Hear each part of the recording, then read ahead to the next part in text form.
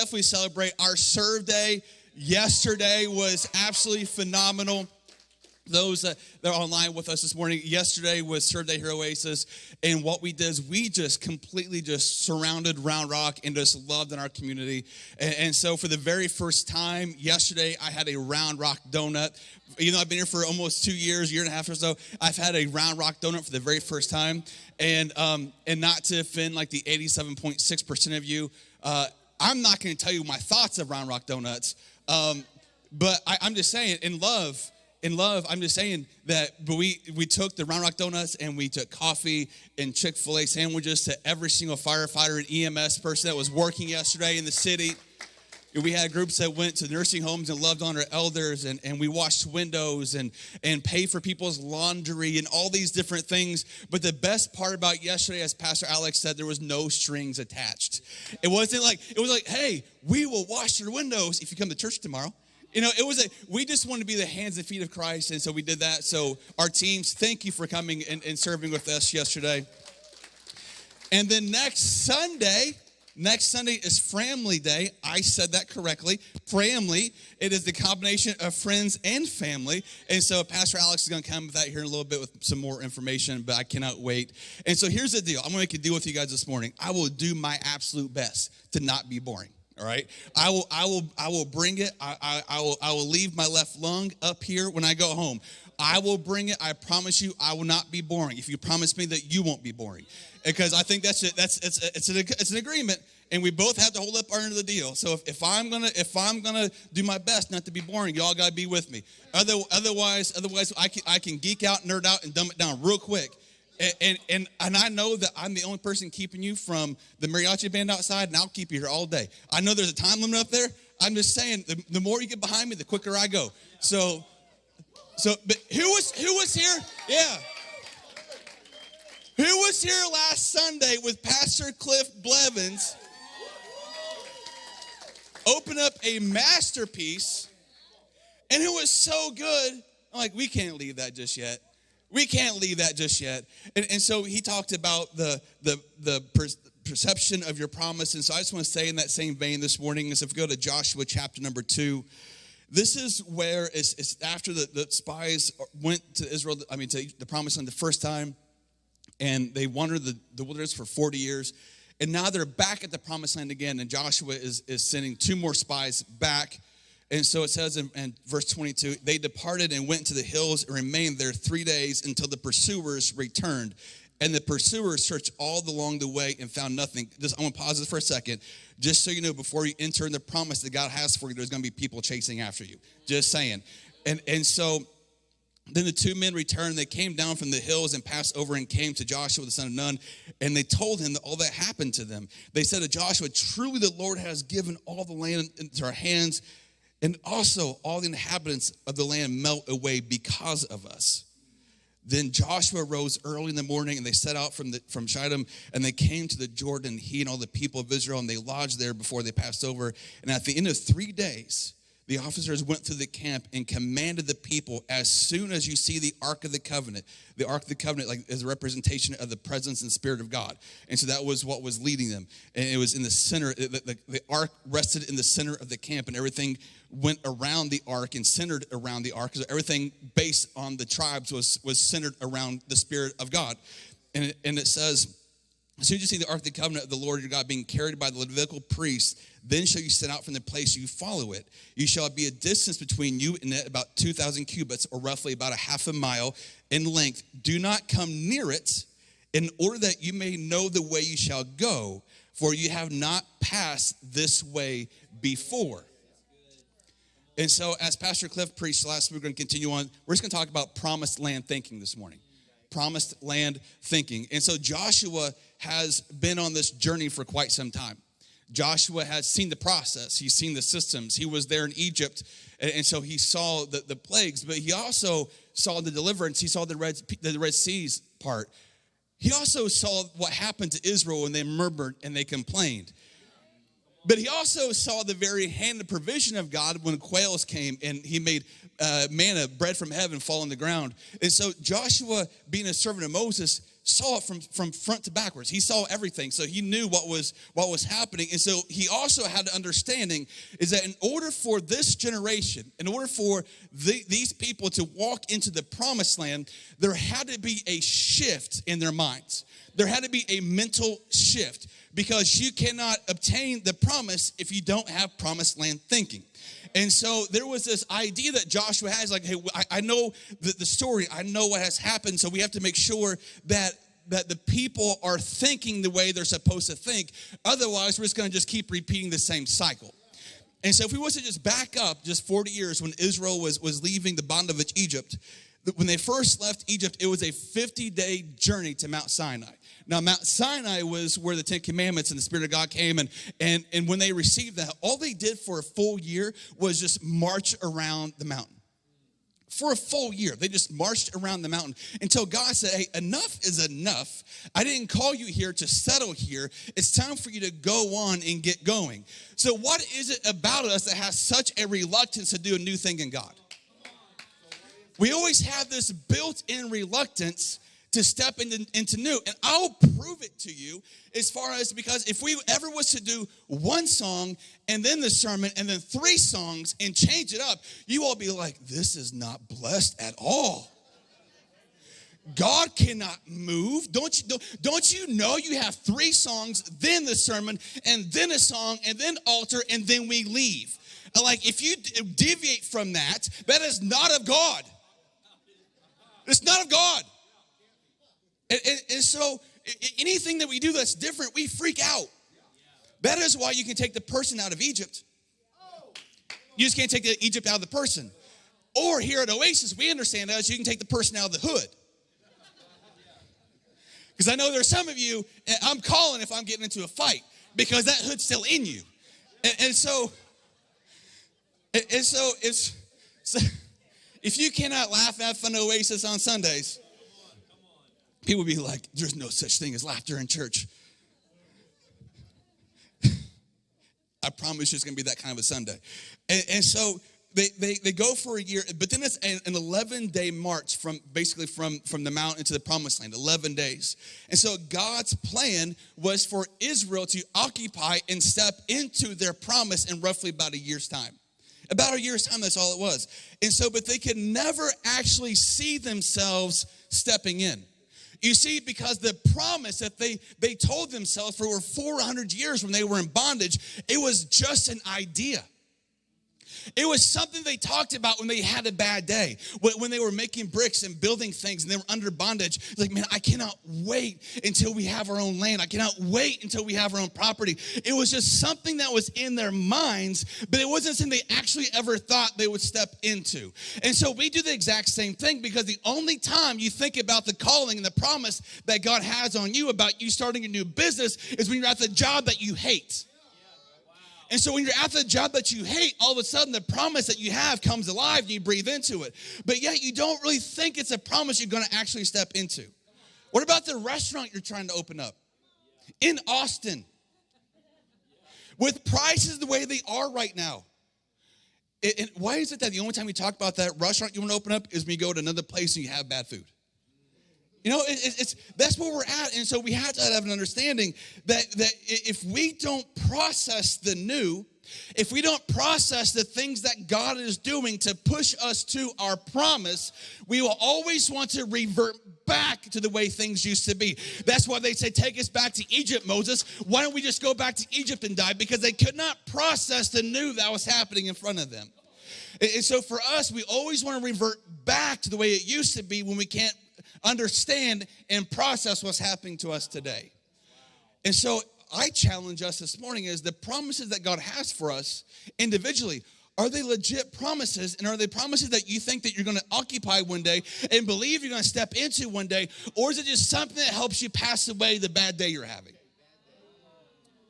So if we just get there's some stuff here I want to dig out 40 years ago. 40 thank God it wasn't 40 years ago. 40 years earlier, go back and when Moses sent in 12 spies, and go to Numbers chapter 13 and verse number 27. All 12 spies, and Pastor Cliff did an excellent job talking about this. all 12 spies, and they told him, we came to the land in which you sent us. It flows with milk and honey, and this is its fruit. They had a cluster of grapes. It was so heavy and so big, it took 2 guys to carry. And so they're talking about the goodness and greatness of God and how great this property is. And I thank God that Round Rock and Austin does not flow with milk and honey, because you can imagine the stank of this place. The rivers of milk would turn into cottage cheese by noon. And so they all 12 saw the promise. All 12 acknowledged the promise, and all 12 said it's there. But then it was squashed not by anything that happened to them. It wasn't squashed by military forces, and it wasn't squashed by tactics. It was squashed in their mind, because it says, however, the people who dwell there in the land are strong, and the cities are fortified and very large. Besides, we saw the descendants of Anak there, and the Amalekites dwell in the land of Negeb, and the Hittites and the Jebusites among the Amorites dwell in the hill country, and the Canaanites dwell by the sea, and every other ite that's in the land also lives there. It's not ite, Moses. It's not all right. And so when we okay, you guys are on a 6-second delay. I'm just checking. Some of you are with me. I'm like, I have these little tactics I do to see if you guys. So you're operating about 6 seconds behind. So we'll catch you up. But only Joshua and Caleb understood and actually had promised land thinking, because in verse 30, but Caleb quieted the people before Moses and said, let us go up at once and occupy it, for we are able to overcome it. So like, no, we got this. And I'd imagine if I was Joshua or Caleb, I would want to just punch the guy in the throat that was saying we can't do this. I'm being serious. Like, how can you not think that we can't do this after everything that we just witnessed? After everything we just saw, how can we not do this? And then it goes on in verse 31, then the men who had gone up with him said, we're not able to go up against the people, for they are stronger than we are. So these 10 put the promise on hold by the way they thought. It wasn't by what they did. It wasn't how they acted. It was in their mind. And because of the way that they thought, the promise was put on hold for 40 years.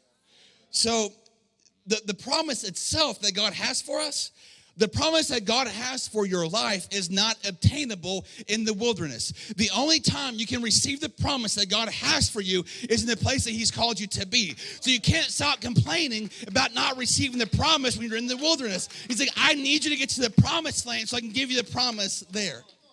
It's not supposed to be in the wilderness. It's supposed to be in the promised land. So my very first point I want to make this morning is your faith and mind must cross over first. Your faith and your mind must cross over first, because before you enter the promised land, your faith and your mind must already be there.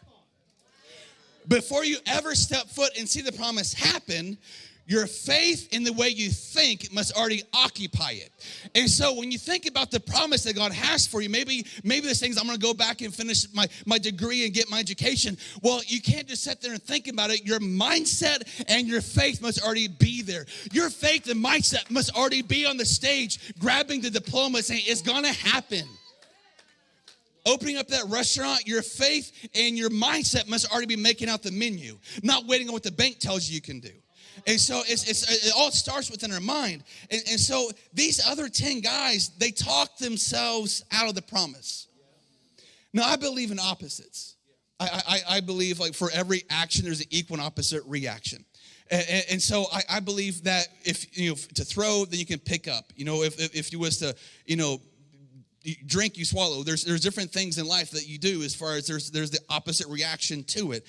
And so in our mouths, we have, there's so much power in the words that we say, because our words create worlds around us. And so that's why we act like, why is everything so negative in my life? Because you have not said a positive word since 1997.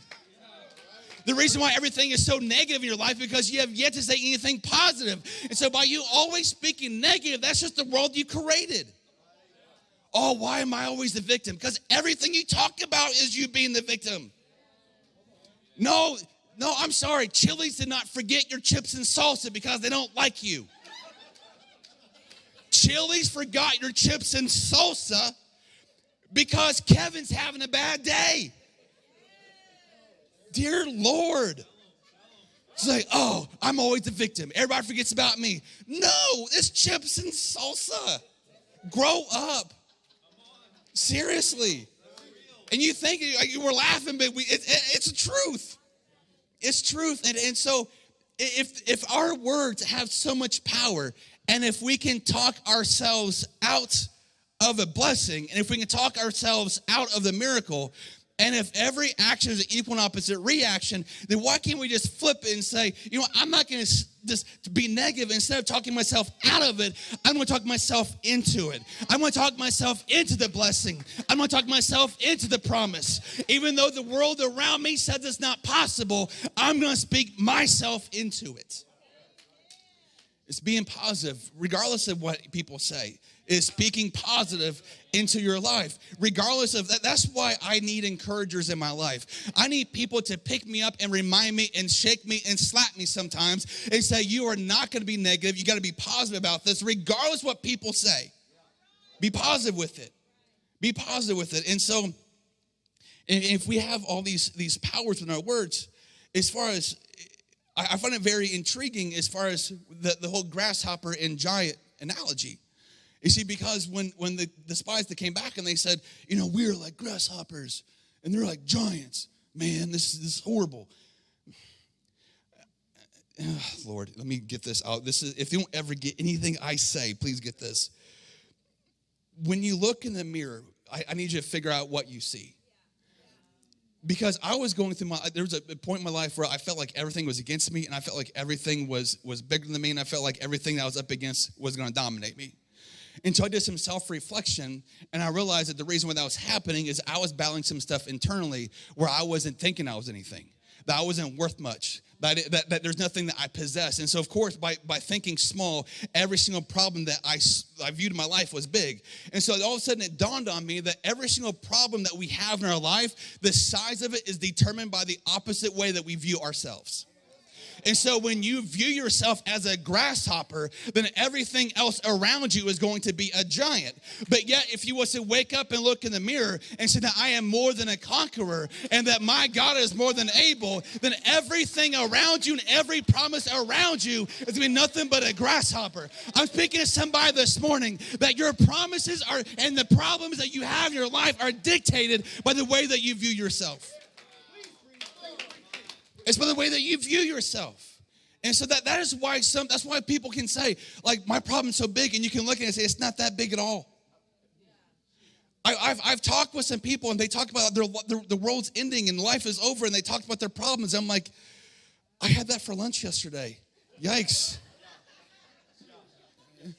Yeah, but then I get with Pastor Alex and Bishop, and I start talking about my problems, and they're like, grow up. You know, it's the same thing.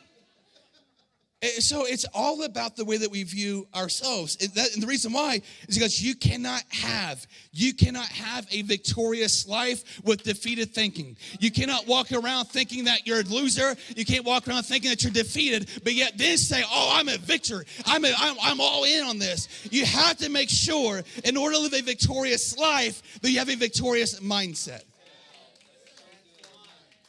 You can't walk around and say, man, I'm last. I'm not strong, I'm weak, I'm this, I'm that, and then walk around and say, I'm a world changer. What?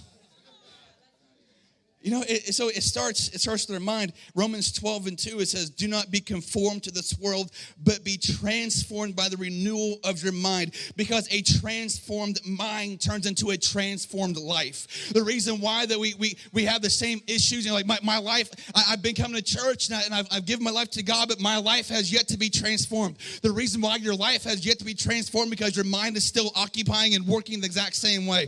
But yet, if you allow the Spirit of God to come in and occupy your mind and change the way that you think and transform that, then a transformed mind would turn into a transformed life. So that's why we have to make sure that the things are working properly upstairs. And so now if we fast forward 40 years back to where we were, Joshua took note. Joshua took note that whenever Israel complained, bad stuff happened. He's like, I've seen this movie. Don't like the ending. You know, he's like, I've seen it. And so he took note that whenever whenever they complained, bad stuff happened.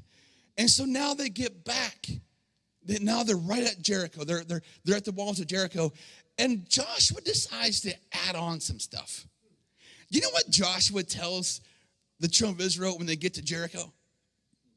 Keep your mouths shut. But you see, I think he kind of did it in the West Coast way, like an Ice Cube version with his look. He's like, keep your mouth shut. I think that was him. He's like, keep your mouth shut. And the reason why, this is me though. I think Joshua would a phenomenal father. By him saying, keep your mouth shut. I need like 10 more miles of quietness before we get to San Antonio. Well, no, that's me saying that. That's not Josh. That's not Josh. I'm just saying is that he has the whole dad thing going as far as no one's going to talk until we get there. I need some quiet in this car. You guys are too loud.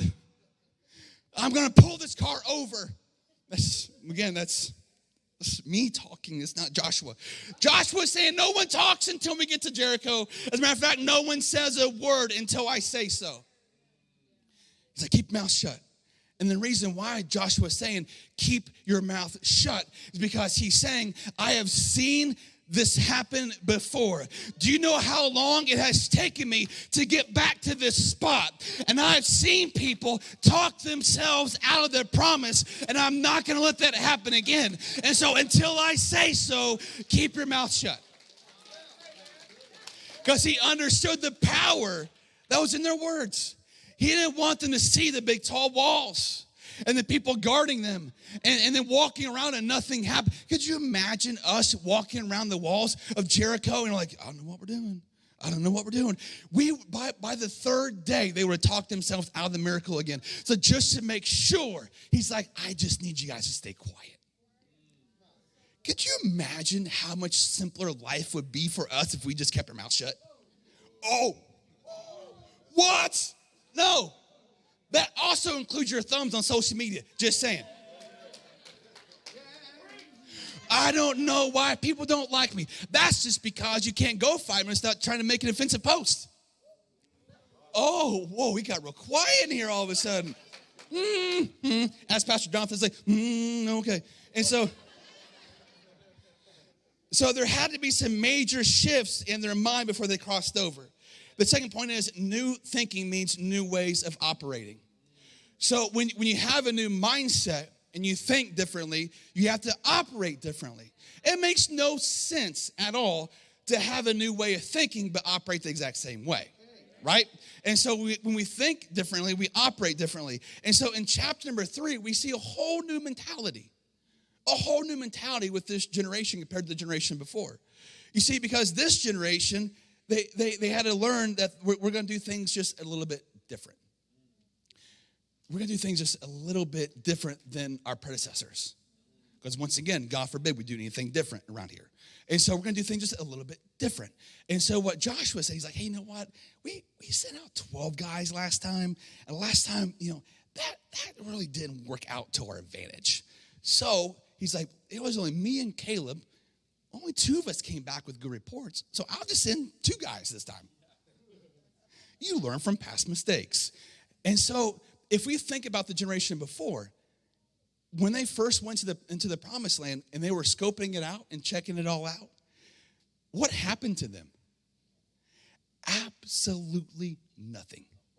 They walked around with the notebook and the measuring wheel, and they were walking around just like 17, 18. You got 18? Okay, 18, 19. Oh, pardon us, we're just measuring your property. Okay, 19, 20. 20, okay, 20, okay, let's go on to the next slide. Next slide, you guys ready? Okay, let's go. They walked around and they measured it and they looked at it. Could you imagine, dear Lord, could you imagine if you were growing grapes and you had a cluster of grapes that was so big that it took 2 guys to carry it, and you see 2 guys cut it off and walk off like, yo, peace. No, take those, you're welcome. Think about that for a second. They even took stuff off the property and nothing happened to them. Now we fast forward 40 years. Joshua sends in 2 spies. And all of a sudden, they do the exact same thing. And they come back, and Joshua's like, guys, what is it? Oh, Joshua, sit down. Joshua, sit down. You are not going to believe this. So, like, I don't know what you did. Maybe we're wearing the wrong colors. I don't know. But every single town that we went to, like, people wanted to fight us. Like, I don't know what happened. Like, every single village we went to, like, people were shooting arrows. Oh, this hole? Yeah, that's from an arrow, Joshua. That was from an arrow. And so we went to all these different towns, and people were chasing us, and people were trying to kill us. And then we went to Jericho, and then went to some prostitute's house. No, wait. It wasn't like that. It wasn't like that. And so, no, I promise, it wasn't like that. She took us on top of the roof, and she hit us because these other guards were trying to kill us. And so then we left, and then as we're leaving, there was an arrow that shot right by my ear, like Joshua, I heard it. Like this arrow went so close to my head. And Joshua, we almost died. It was so awesome. It was so awesome. We can so take this.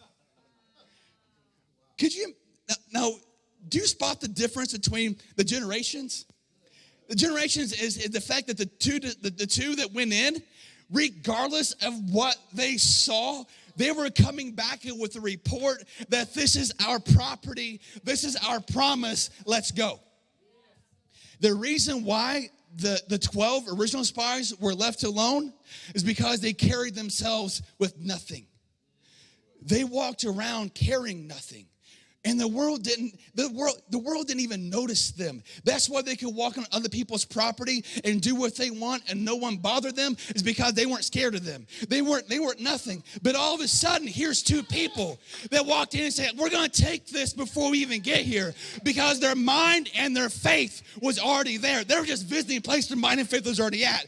And the world took notice. That's why these guys were chased and hunted and tried to be killed, because the world took notice of who they were. So when all of a sudden you realize, like, man, I don't know why people talk all these battles in church. I got no fights going on. Can I just say for a second, maybe the world just doesn't, you don't have the world's attention. But yet, if you was to say, you know what, my faith and my mind is already in the land that God has promised me. My faith and my mind is already in the restaurant that God told me I'm going to operate. My faith and my mind is in the family that I'm going to father or mother one day. My faith and my mind is going to be in the ministry that I'm going to launch one day. Once you start having that mindset, the world will take notice. And then from that point on, there's a target on your back. But the difference is that those that say, like, oh, there's no battles, I'm good, they're the ones that have no desire to go. But when you actually put your faith and your mind in the promised land, it doesn't matter how big. It doesn't matter what is happening. You're still taking claim to what's there. And so they're like, no, we're going to take this regardless of what's happening. And so I think it's so fascinating, even when the 2 spies, they even got to Rahab. Even Rahab said, we're terrified of you. Rahab said, we're terrified of you because we heard about what your God did for you in Egypt. We heard about how your God parted the Red Sea. We're terrified of you. So there's things in your life that if you just was to just give it a second and just listen, you will hear the very things that you're up against is absolutely terrified of your existence. Not because of who you are, but because of the God that you serve. It's not on your own account. It's by what God can and has and will do for you in your life. So the very thing that these 12 original spies were afraid of, it said no. Deep down, they were shaking. They didn't know it. And so that's why these 2 spies that came back, and regardless of what they said, they're going to take it. And my last point is, we have to let God lead. With Promiseland thinking, we have to let God lead. And just to recap again, just go back to that scripture in Joshua chapter 3. At the end of 3 days, the officers went through the camp and commanded the people, as soon as you see the ark of the covenant of the Lord your God being carried by the Levitical priests, then you shall set out from your place and follow it. Yet there shall be a distance between you and it, about half a mile in length, and do not come near it, in order that you may know the way you shall go, for you have not passed this way before. Can I just say, as a society, as a culture, as Oasis Church, as a church in general, we have never passed this way before. When it comes to our society, when the way things are happening in the world today, we have never passed this way before. And so we have no idea what direction we should go. And so what Joshua is saying is that we have to let God lead, because God was in the center and everything revolved around him, which is automatic thinking, which also means that we automatically know where we're going before we even get there. So what Joshua is saying is that we have to pull God from the center and we have to put him out front. And we have to follow the direction that he's taking us. But get this, we have to back up at least a half a mile to give him some room to operate. We have to give him some room to operate, because we need to give him some space and some room and just follow him. The direction that we're going may not make sense to us. We may not comprehend what we're doing, but he does, and he's leading. And so instead of a man leading, instead of the presence of God being in the center, everything revolving around it, we have to shift and say, this season you're leading. Because we're not stepping into this place before you do. We're not stepping in till you do. And so if we want to just take a real quick survey. I'm not passing out papers or anything. You don't have to worry about filling in bubbles and all that kind of stuff. If we just want to do a real quick survey to figure out, hey, do I have promised land thinking or do I have wilderness thinking? It's a simple test. Simple test. As Pastor Cliff talked about our perception is nothing more than the conclusion of our thought process. So our thought process, is it a wilderness thought process or is it a promised land thought process? Because that will give us our end result, which is our perception to what our miracle or promise actually is. A wilderness thought process, everything revolves around the way that you view the 40 years. The 40 years where God said, you're not coming in, and sent Israel away for them to wander in the wilderness for 40 years. A wilderness thought process will tell you that the 40 years that God made them wander was nothing but a punishment. They were disobedient. They didn't have faith. They didn't listen. They murmured. They complained. It's punishment. They deserve that. But when your mind and your faith is already in the promised land, you now have a different perception because you have a different way of thinking. So promised land thinking gives you the perception that the 40 years wasn't a punishment, it was a blessing. The reason why it was a blessing is because God was saying, I love you so much. I love you so much, and I love your children so much. I love your descendants so much, you haven't even met yet, that I'm not going to let you destroy it. So I love you enough to say no. I love my kids. I will stand in front of a moving train for them. I love my family. I think I have the 3 greatest kids that walk on this planet. And sometimes for me, the hardest thing in the world is for me to tell little Vicky no. Especially when she starts batting her eyes at me. She knows how to play dad. Vic knows how to play dad. And so the hardest thing for me is sometimes is to say no, is because it's for their own good. Imagine what would have happened if God would have allowed that mindset to go into the promised land. Walking in with a defeated thinking. Walking in with a defeated mind. They would have been conquered. They would have been destroyed. Instead of being in bondage to the Egyptians, they just would have been in bondage to the Amalekites. Instead of being in bondage to the Egyptians, they've been in bondage to the Amorites. And the reason why is because they weren't overcomers. And so God loved them so much.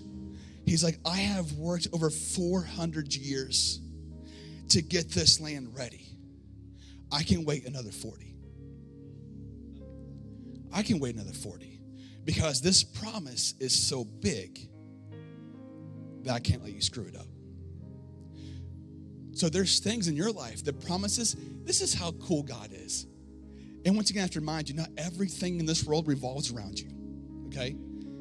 It's going to get uncomfortable for a second. Not everything in this world revolves around you. So is it very possible that the very promise that you have and desire in your life isn't necessarily for you, but it's for your descendants? The very promise that you have, the restaurant you're trying to start, the business you're trying to start, the degree you're trying to get, all these different things you're trying to walk into, is it very possible that you're trying to do this so God's trying to set up your family, set up your kids, set up your grandkids, set up your great-grandkids? And he's saying, no, wait. I can't let you go in here yet, person. I can't let you walk in here yet because I'm thinking about your great-grandchildren you haven't even seen yet.